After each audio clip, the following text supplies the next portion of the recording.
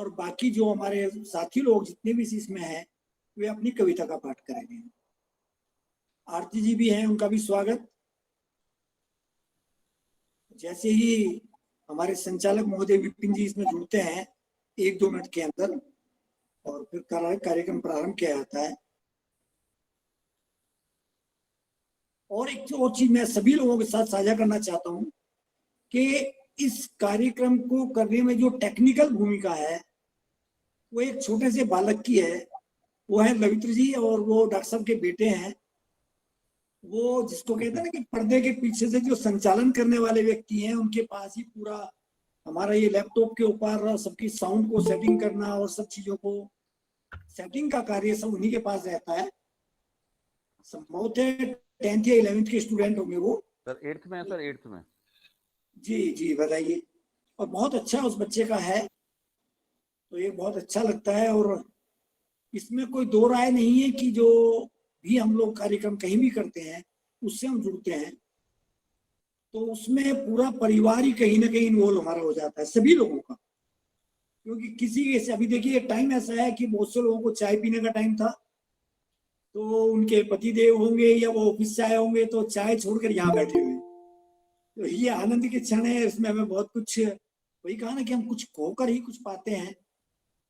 और फटाफट हमारे मित्र आ जाए तो इसको कार्यक्रम को आगे बढ़ाया जाए, क्योंकि हम चाहते हैं कि समय से हमारा कार्यक्रम प्रारंभ हो और समय से ही समाप्ति की ओर चले, ताकि आगे के कार्यक्रम जिसके भी पारिवारिक कार्यक्रम है या अन्य कार्यक्रम है उससे वो उसी तरह से सुचारू रूप से चलाए जा सके।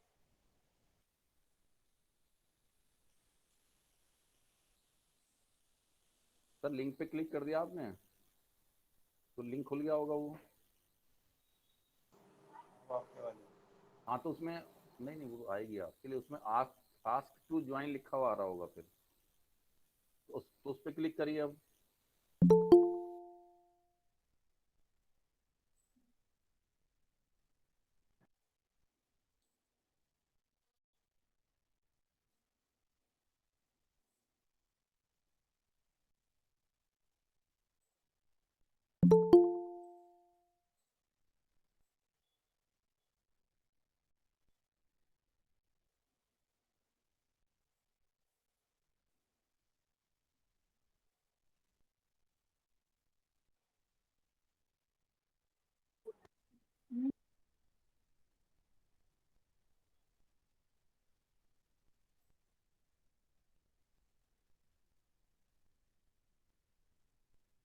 हमारे बीच में विपिन त्यागी जी जुड़ गए हैं, जो हमारे संचालक हैं आज के।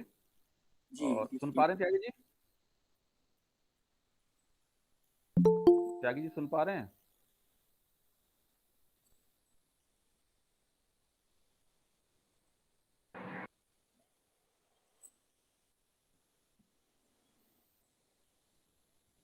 त्यागी जी सुन पा रहे हैं? आवाज कम आ रही है आपकी। हाँ मेरी आवाज आ रही है जी? हाँ आई आपकी ठीक आई। हाँ अब आ गई आवाज। हाँ जी जी। बाकी सभी साथी अपने माइक ऑफ कर लें और कार्यक्रम का शुभारंभ जो है अभी हम करने जा रहे हैं। आदरणीय Shiv Kumar Yadav ji principal DAV inter college से जुड़ गए हैं, हमारे बहुत सम्मानित साथी हैं। नमस्कार सबको। इसी के साथ साथ यादव जी नमस्कार। जिला विद्यालय निरीक्षक महोदय भी जुड़ गए हैं, और हरिद्वार से डॉक्टर आनंद भारद्वाज जी भी जुड़ेंगे शीघ्र ही, उनसे मैं बात कर रहा हूँ फोन करके। तब तक संचालक महोदय से मैं निवेदन करूंगा कि कार्यक्रम की औपचारिक शुरुआत करने की कृपा करें। जी जी जी नमस्कार सबको मेरा। और आज का जो दिन है वो बहुत ही इम्पोर्टेंट है, बहुत खास है। मेरी आवाज सुन पा रहे हैं सर? जी। अच्छा। मुंशी प्रेमचंद का जन्मदिन है आज, और बधाई है डॉक्टर रणवीर सिंह जी को कि उन्होंने ऐसे मौके पर, ऐसे अवसर पर ये कार्यक्रम का आयोजन किया है, और बड़ी खुशी की बात है। आज प्रेमचंद का जन्मदिन है 31 जुलाई 1880, और इस अवसर पर हम सब इकट्ठे हैं यहाँ, और हम एक दूसरे को सुन पा रहे हैं, देख पा रहे हैं, और मुझे लगता है कि हम अपने विचार और अपनी जो हमारे साथ बड़े सम्मानित लोग हैं, डॉक्टर कीर्तिवर्धन जी हैं, प्रख्यात कवि और हमारे डिया साहब हमारे सामने हैं, डिया साहब भी मौजूद हैं। आप सबका स्वागत है। डॉक्टर चेतन उपाध्याय जी और प्रगीत कुंवर जी, डॉक्टर चेतना जी, डॉक्टर चेतना जी, डॉक्टर चेतना जी, जी जी, और डॉक्टर अर्चना श्रीवास्तव आप हैं हमारे बीच में। तो ये कार्यक्रम है और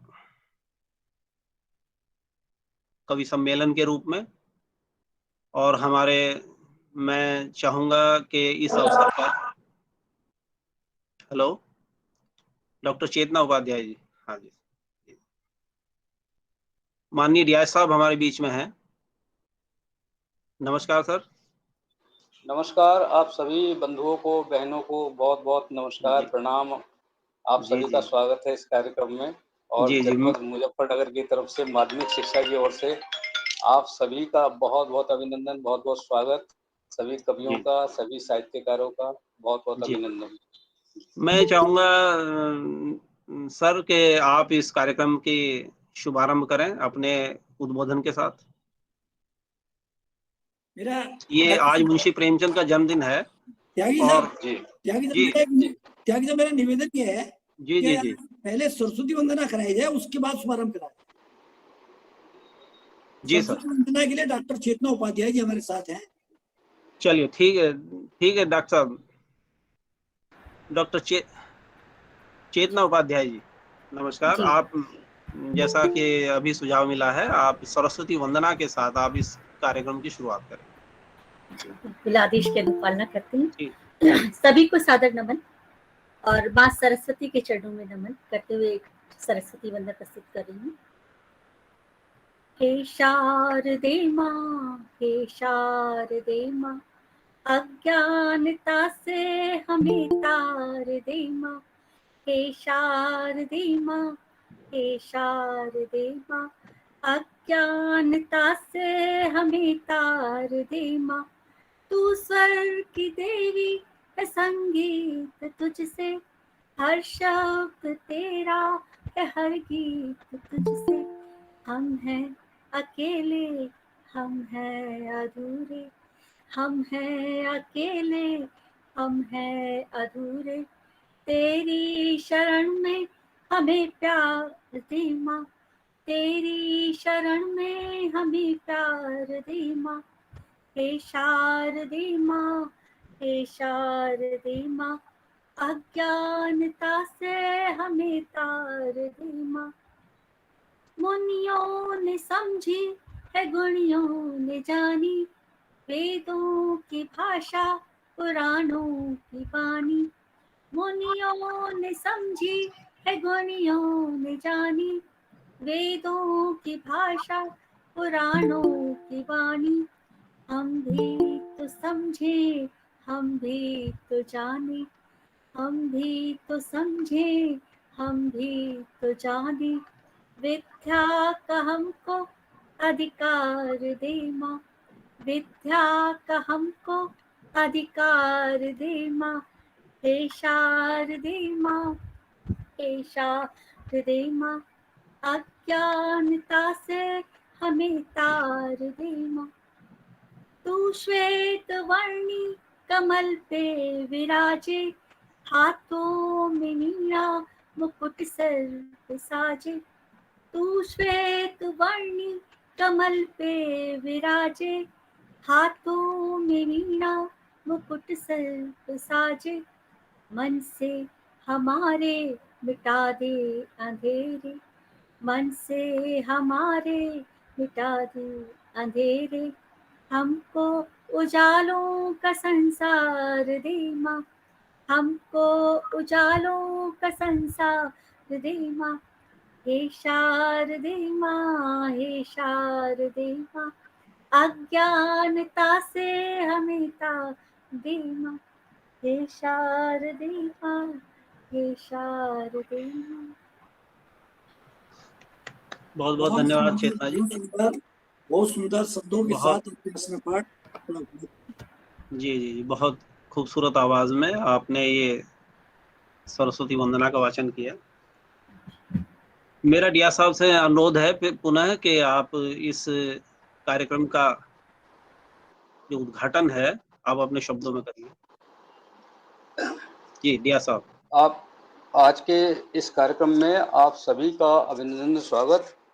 विशेष तौर से हमारे विपिन त्यागी जी जो हमारे बहुत नजदीकी बहुत निकट के पड़ोसी हैं, ऊपर नीचे आपका धन्यवाद। और हमारे बड़े भाई कीर्ति जी और डॉक्टर रणवीर जी, प्रज्ञा जी, डॉक्टर चेतना जी, आप सभी को जनपद की ओर से, माध्यमिक शिक्षा विभाग की ओर से और सभी साहित्यकार जो हमारे जनपद के हैं उन सभी की ओर से आप सभी का बहुत बहुत अभिनंदन स्वागत। निश्चित रूप से साहित्य का जो एक प्रसार है, एक आपस में जोड़ने की जो क्षमता है, जो अपनी बात की अभिव्यक्ति है, वो कहीं ना कहीं आसान होती है जब हम लोगों को शब्दों को गढ़ना, शब्दों को चुनना और उनको एक क्रम देना आ जाए।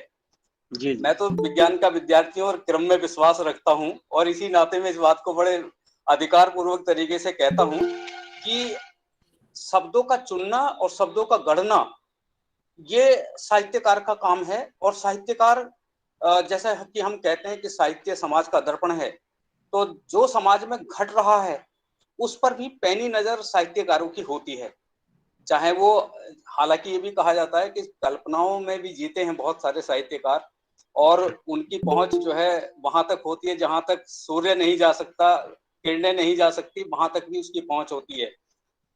लेकिन असली साहित्यकार वो है जो कि जो जन भावना है, जो अभिव्यक्ति है, जो मानवीय अनुभूतियां हैं, उनको बहुत प्रभावी ढंग से रख सके लोगों के सामने, बहुत आसान शब्दों में रख सके, जिससे कि सब लोग उसको भली भांति समझ सकें और कहीं ना कहीं जो हमारा भाषाओं का एक आगे प्रसार है उसको भी सशक्त ढंग से आगे बढ़ा सके। तो मुझे इस तरीके का ये एक ऑफर मिला, हमारे भाई रणवीर सिंह जी हैं यहाँ पर, डॉक्टर रणवीर सिंह, तो उन्होंने ये बड़ा अच्छा एक कार्यक्रम रखा। तो मुझे ये अच्छा लगा कि 31 तारीख एक ऐसा दिन है जब हम बड़े महान साहित्यकार अपने प्रेमचंद जी को याद करते हैं, मुंशी प्रेमचंद जी को, और जो जमीन से जुड़े हुए साहित्यकार थे, जो एक मानवीय जो दर्द हैं, जो पीड़ाएं हैं, उनको जिस तरीके से उन्होंने उकेरा है,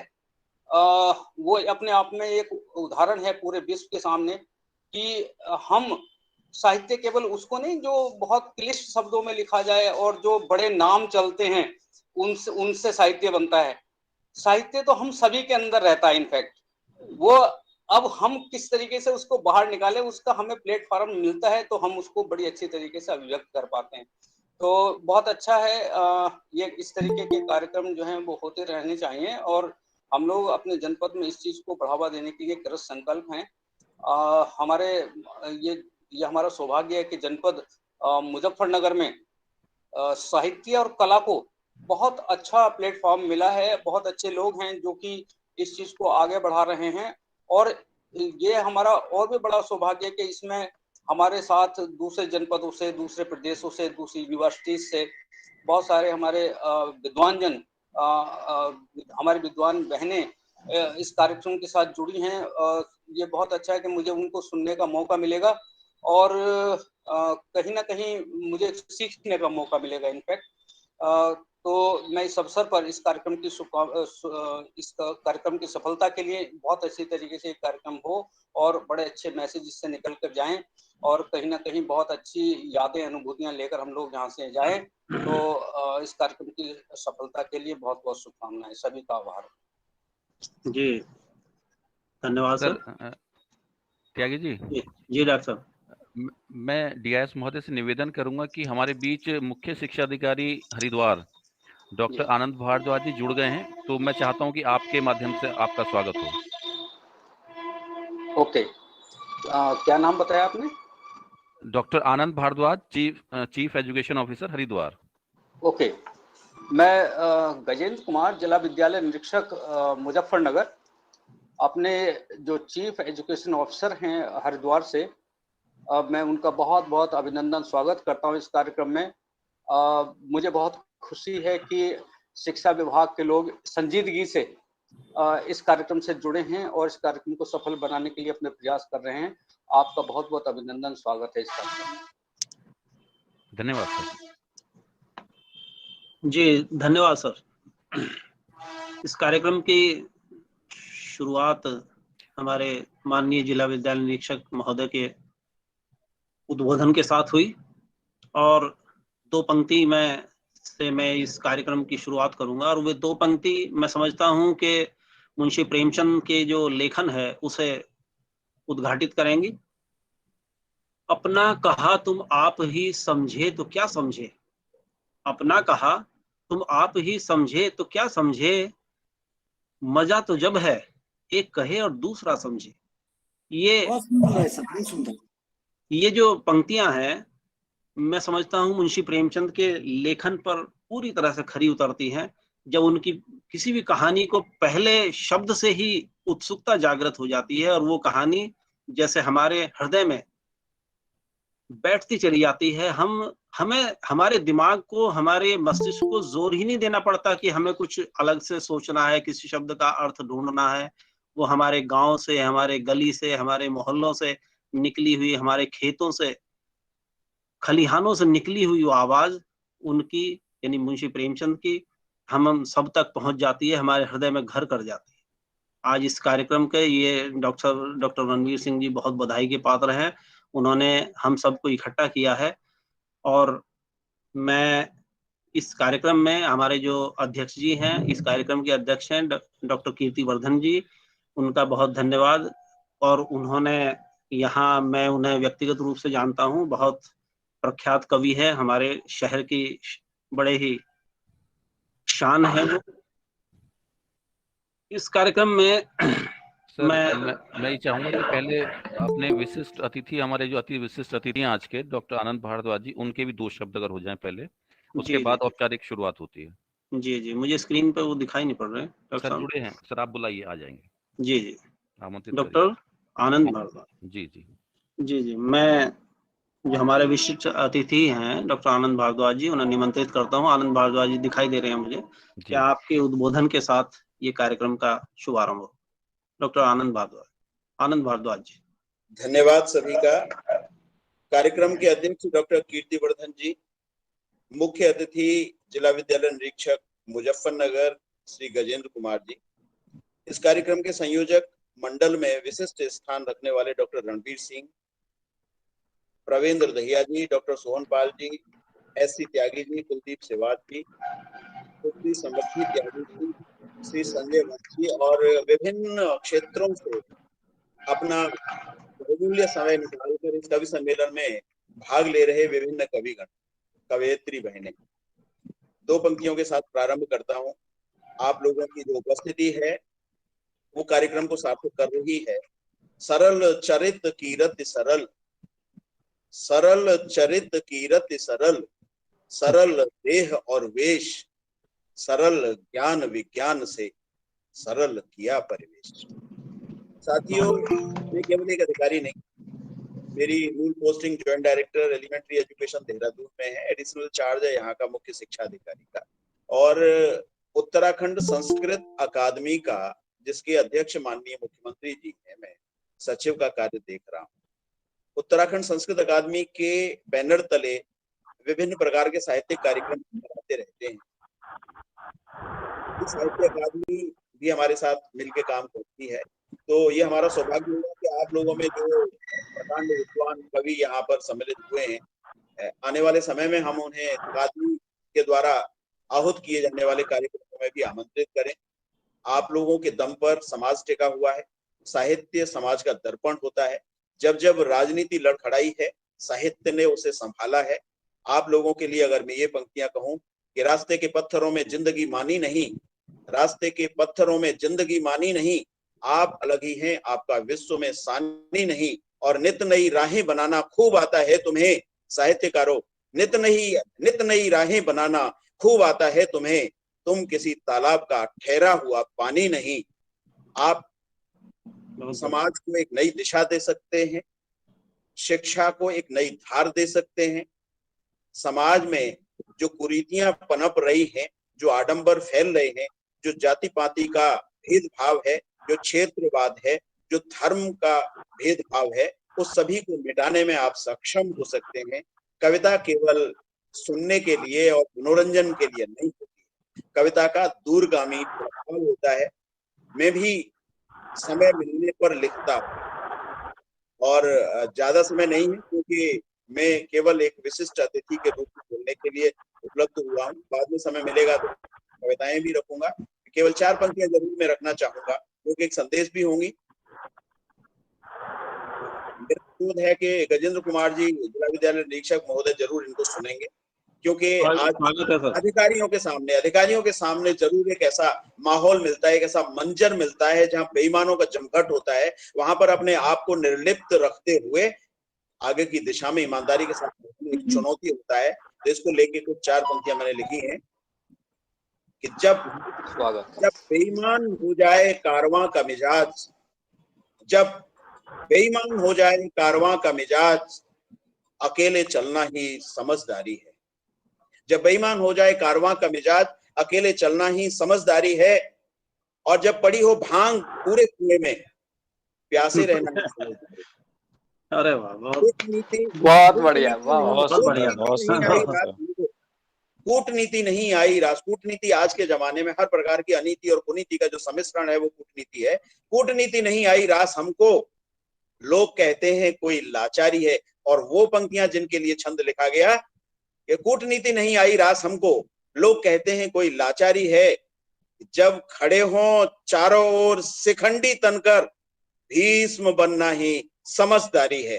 चारों ओर शिखंडी तनकर, भीष्म बनना ही समझदारी है।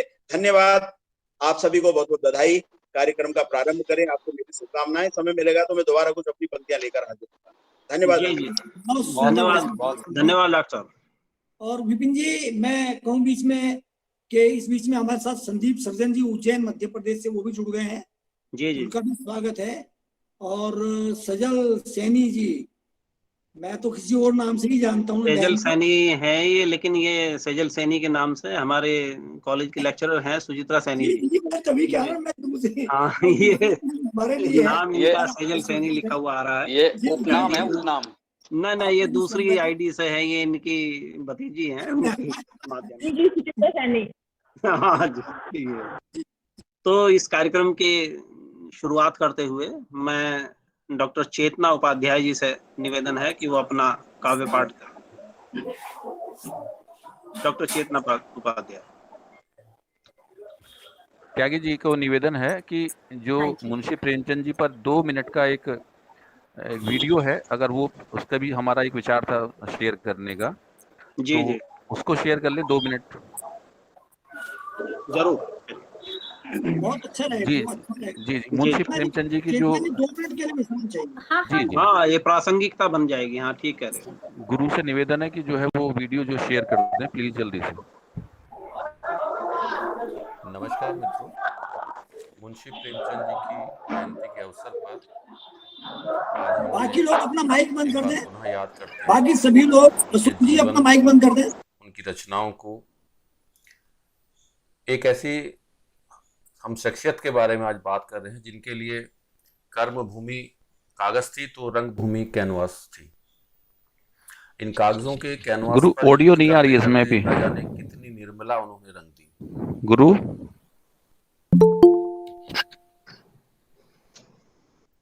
अच्छा, अब आवाज नहीं आ रही है। आवाज ऑडियो। गुरु ऑडियो नहीं आ रही है उसमें जो चला रहे हो ना वीडियो।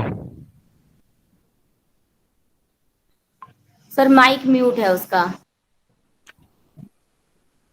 माइक ऑफ करके ऑन करके चलाओ उसको ना। नमस्कार मित्रों, मुंशी प्रेमचंद जी की जयंती के अवसर पर आज हम उन्हें एक बार पुनः याद करते हैं। उनके जीवन को, उनकी रचनाओं को, एक ऐसी हम शख्सियत के बारे में आज बात कर रहे हैं जिनके लिए आवाज नहीं आ पा रही डॉक्टर। कर्म भूमि कागज थी तो रंग भूमि कैनवास थी। कागजों के कैनवास पर युद्ध करते करते न जाने कितनी निर्मला उन्होंने रंग दी। इस रंग भरने की कोशिश के दौरान उन्होंने कभी भी शब्दों का गबन नहीं किया। जो भी लिखा बिना लाग लपेट के। सामाजिक विषमताओं, आर्थिक मुश्किलों, दैहिक आवश्यकताओं को तार तार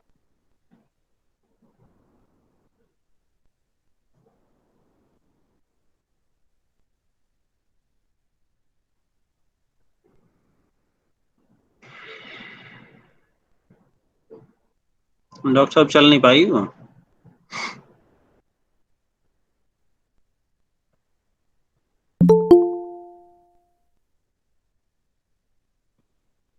हेलो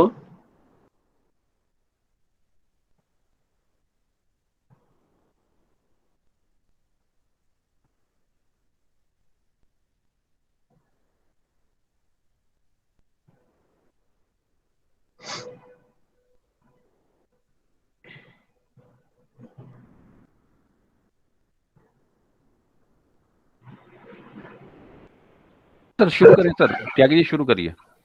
जी जी, जो हमने बुलाया था डॉक्टर चेतना उपाध्याय जी हैं महाराष्ट्र से। आपका काव्य पाठ।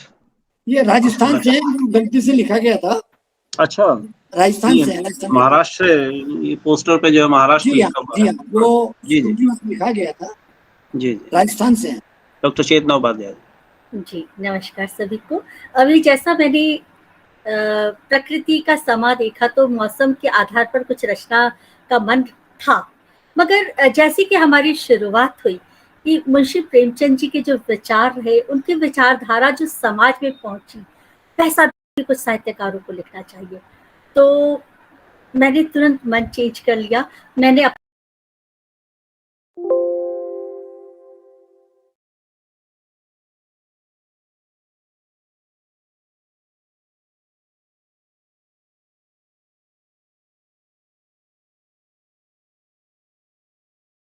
समाज की तस्वीर ही सामने रख दूं। आप लोगों ने शरद पूर्णिमा के बारे में बहुत कुछ सुना होगा और शरद पूर्णिमा का चांद की खूबसूरती को सुना होगा। एक नया प्रयोग है, थोड़ा सा आज आप ध्यान देखिए कि चांद की खूबसूरती के अलावा भी कुछ और है। मेरी कविता का शीर्षक है चांद शरद पूर्णिमा को दोहराना। चांद शरद पूर्णिमा को दोहराना, मतलब मैं उससे एक निवेदन कर रही हूँ, वापस से आ शरद पूर्णिमा को लेकर। क्यों? क्योंकि हमारे समाज को जरूरत है। चांद तुम कभी मेरे घर भी आओ ना, चांद तुम कभी मेरे घर भी आओ ना, शांत श्वेत रोशनी यहाँ भी फैलाओ ना। चांद तुम कभी मेरे घर भी आओ ना, शांत श्वेत रोशनी यहाँ भी फैलाओ ना। नमस्कार मित्रों। माँ नहीं दिख रही, पुत्र को माँ नहीं दिख रही, और बहन भी भाई की नजर में कहीं नहीं, बहन भी भाई की नजर में कहीं नहीं। भाई को भाई भाई सा नहीं दिखता, भाई को भाई भाई सा नहीं दिखता, और पति को पत्नी का पता नहीं चलता, पति को पत्नी का पता नहीं चलता, और पत्नी को पति का ठहराव नहीं दिखता, पत्नी को पति का ठहराव नहीं दिखता। शांत श्वेत रोशनी की जरूरत है यहाँ, शांत श्वेत रोशनी की जरूरत है यहाँ। चांद तुम कभी मेरे घर भी आओ ना, और श्वेत रोशनी यहाँ भी फैलाओ ना। चांद कभी मेरे घर भी आओ ना, बहुत सुंदर, श्वेत रोशनी यहाँ भी फैलाओ ना। माँ पर पुत्र आग बबूला हो रहा, माँ पर पुत्र आग बबूला हो रहा, और भाई भी भाई से जलकर धतूरा हो रहा। माँ पर पुत्र आग बबूला हो रहा, और भाई भी भाई से जलकर धतूरा हो रहा। बहन की आग भी झुलसा रही है, बहन की आग भी झुलसा रही है, और पत्नी की ज्वाला पति को खा रही है। बहन की आग भी झुलसा रही है, और पत्नी की ज्वाला पति को खा रही है। रिश्तों का धुआं बढ़ता ही जा रहा है, रिश्तों का धुआं बढ़ता ही जा रहा है। शीतल चांदनी की जरूरत है यहाँ, शीतल चांदनी की जरूरत है यहाँ। चांद तुम कभी मेरे घर भी आओ ना, सुखद शीतल चांदनी यहाँ भी फैलाओ ना। चांद कभी मेरे घर भी आओ ना, माँ पुत्र के भीतर